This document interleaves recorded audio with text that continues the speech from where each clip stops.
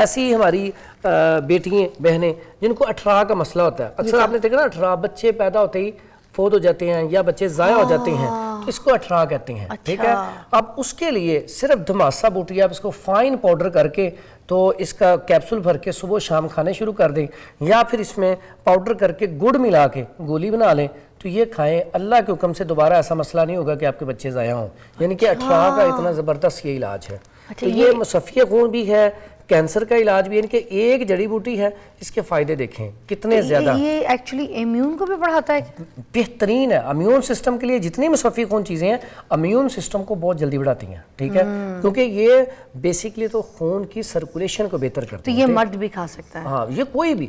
یہ دیکھیں نا جیسے پھوڑے پھنسے تو ہر کسی کو نلتے ہیں، کینسر تو کسی کو بھی ہو سکتا ہے، تو یہ ہر کوئی استعمال کر سکتا ہے، ہر کسی کے لیے. وہ تو اس کا ایکسٹرا فائدہ بتا دیا میں نے، ٹھیک ہو گیا.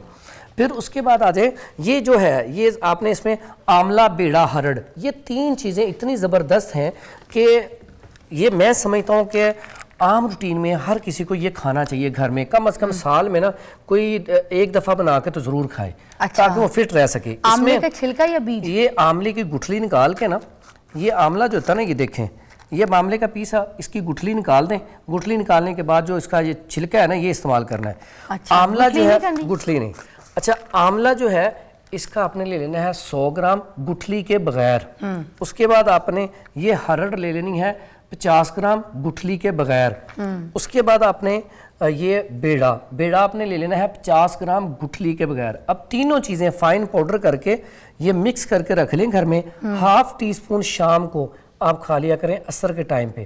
سٹمک کے لیے، بالوں کے لیے، آئز کے لیے، دماغی کمزوری کے لیے اور پھوڑے پھنسیوں کے لیے، یعنی کہ اتنے سارے اس کے اندر آپ فائدے ہیں کہ آپ اسے کھانا شروع کریں گے نا، آپ خود کہیں گے میرے پٹھوں میں طاقت آ گئی ہے، میرے جسم کے اندر انرجی آ گئی ہے. اس میں تو آملہ بھی ہیئر فال بھی رکے گا. میں آپ کو بتا بالوں کے لیے اتنی کمال کی چیز ہے یہ، بہترین. اچھا، یہی تینوں چیزیں نا اس شربت کے اندر بھی ڈلی ہوتی ہیں، ٹھیک ہے. اب اس شربت کے اندر دیکھیں میں نے جو ساری چیزیں بولی ہیں کمبائن کر کے شربت بنانے کا طریقہ یہ ہے کہ ساری چیزیں آپ نے تھوڑی تھوڑی لے لیں. اگر آپ نے گھر میں بنانا ہے 10-10 گرام چیزیں لے لیں، ٹھیک ہے. اگر 2-3 بوتلیں بنانی ہیں، سب کو رات کو آپ بھگو دیں. اگلے دن 24 گھنٹے تک یہ بھگو کے رکھیں. بھگونے کے بعد پھر آپ اس کو کیا کریں، پکانا شروع کر دیں. اب جب جڑی بوٹیوں کا جو اثر ہے وہ اس کے اندر نکل جائے گا. پھر اس کو اتار کے پون لیں. پوننے کے بعد آپ کے پاس جو وہ جوشاندہ ہے نا، اس کو پھر آپ چولہے پہ رکھیں، اس میں آپ چینی ڈال لیں. اگر آپ میٹھا پینا چاہتے ہیں، ہاں جی، مگر یہ تو کڑوا ہے. لیکن یہ میٹھا ڈالنے کے بعد بھی یہ کڑوا ہی رہتا ہے کیونکہ چیزیں ساری ایسی ہیں. اچھا، ایسا ہے کہ جو لوگ شوگر والے مریض ہیں نا، وہ اس کو ویسے ہی پی سکتے ہیں چینی کے بغیر، ٹھیک ہے. اگر آپ نے اس کو تھوڑا سا چینی ڈالنی ہے تو اس کا قوام اچھا کرنا ہے، گاڑھا ہو جائے، مزیدار لگے، جیسے وہ ہمدرد کی صافی ہوتی ہے اس طرح کا. تو پھر آپ اس کو نا، وہ جتنا آپ کے پاس پانی ہے، اگر 5 کلو پانی ہے تو 5 کلو چینی اس میں ڈال دیں. پھر اس کو آپ پکائیں.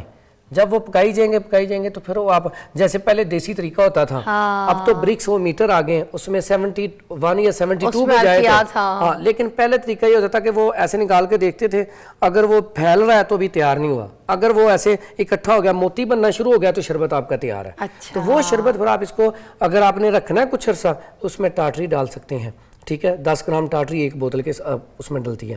تو آپ اس طرح کی بوٹلز میں پھر رکھ سکتے ہیں. ہاں جی. کتنے ٹائم چل جاتی ہیں پھر یہ پھر آپ کی ایک بوتل میں 1 گرام ٹاٹری آئے گی. اگر 10 بوتلیں ہیں تو 10 گرام ٹاٹری ڈال لیں. پھر یہ خراب نہیں ہوتا، 3 سال تک آپ کا شربت خراب نہیں ہوگا، ٹھیک ہے. یہ شربت تیار کر کے گھر میں آپ پی سکتے ہیں. دانوں کے لیے، خارش کے لیے، چنبل کے لیے، ددر کے لیے بہترین چیز ہے کہ آپ یہ استعمال کر لیں. اور یہ باقی شربت کس چیز کے تھے؟ ہاں، یہ دونوں بھی اسی طرح ہی.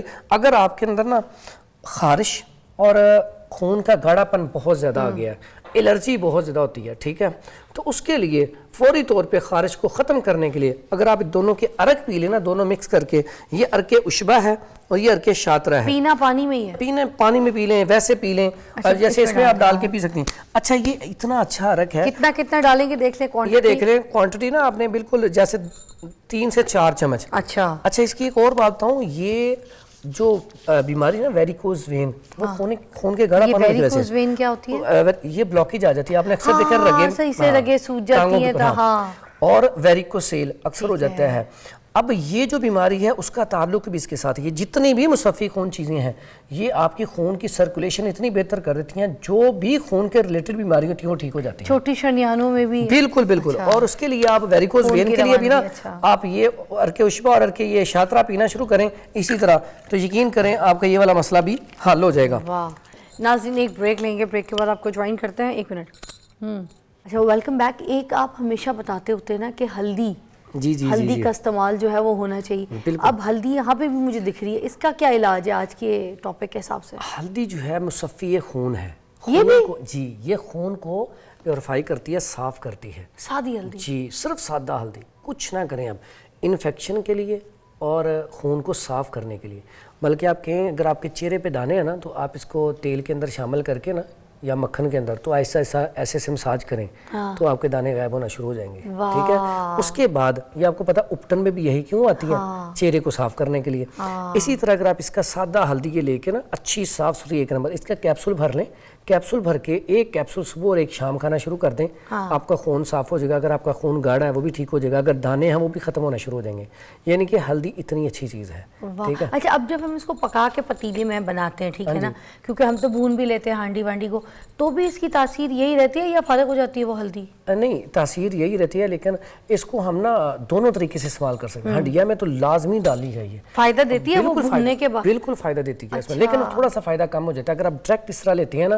جیسے وہ بڑے کہتے تھے ہاں, جیسے وہ جب بھی کسی کو چوٹ لگتی تھی, ایکسیڈنٹ ہوتا تھا, وہ کہتے تھے دودھ میں ڈال کے اسے پلا دیں تو فوری طور پہ سکون ہو جاتا تھا. تو ہم اس کو کھانے میں بھی اس کے بہت سارے فوائد ہیں. ٹھیک ہے. تو یہ جو ہے استعمال لازمی کرنی چاہیے. کچھ لوگ ابھی بھی اپنے بچوں کو رات کو جو ہے نا ہلدی والا دودھ شہد میں گھول کے پلاتے ہیں. میں کہتا ہوں آپ نے اگر فٹ رہنا, سردی ہو تو صبح کے ناشتے میں دودھ لیں, اس کے اندر ہلدی ڈالیں, ساتھ انڈا لیں, آپ بالکل فٹ رہیں گے. پھر دوبارہ صبح گرم دودھ میں انرجی والا آپ چاہتے ہیں نا کہ ہمارا فٹنس لیول بہت اچھا ہونا چاہیے, تو اس کے لیے بہترین جو ہمارے نا ملک کے بہت مشہور کرکٹر جو اتنے مشہور ہیں کہ پوری دنیا میں مشہور ہیں, تو نہیں اس سے بھی مشہور ہیں, تو وہ آج کل تھوڑا سا پریشانی میں ہیں. ٹھیک ہے. ان کا نام نہیں لے سکتے. تو وہ جو ہے ان کا صبح کا ناشتہ پتا کیا ہوتا ہے؟ ہلدی والا دودھ اور 7 ایگ, صرف یہ ناشتہ. ہلدی والا دودھ وہ لازمی پیتے ہیں. تو ٹھیک ہے, یہ فٹنس کے لیے. اس کے بنانے کا طریقہ ہے کہ دودھ میں اس کو دودھ آپ نے گرم کر لیا, کپ میں ڈال لیا, اب اس میں آپ تھوڑی سی ہلدی ڈالیں. ٹھیک ہے. اگر دیسی گھی ڈالنا چاہتی ہیں تو تھوڑا سا ڈال لیں, نہیں تو ہلدی ڈال لی ہے, اس میں تھوڑا سا شہد ملانا چاہتے ہیں میٹھا کرنے کے لیے تو شہد ملائیں. ملا لیا. اب آپ نے ایگ کھائیں, دودھ پی لیں ساتھ, نہیں تو اکیلا دودھ ہی وہ ہلدی والا پینا شروع کر دیں. یقین کریں بیسٹ آپ کی جو آپ کا جو فٹنس لیول ہے نا وہ آپ 70 سال میں بھی جوان نظر آئیں گے.